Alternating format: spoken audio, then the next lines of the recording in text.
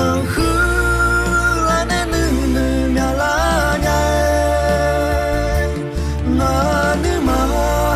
một chiều trả lệ đủ mai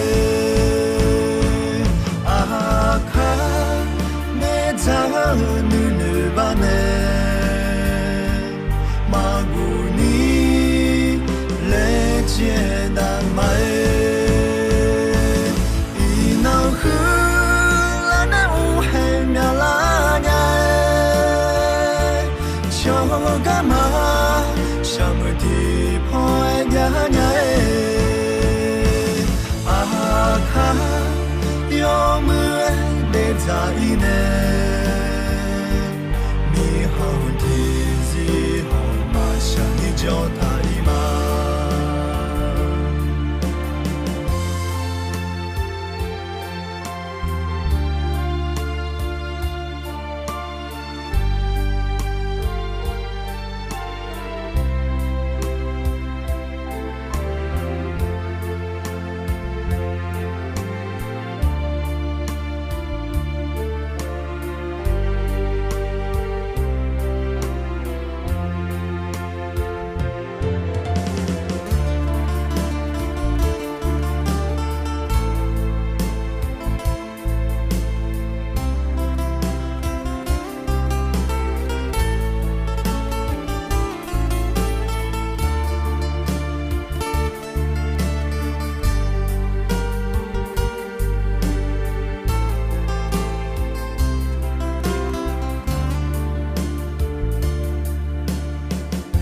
chiều ya phá cơ la mi nhai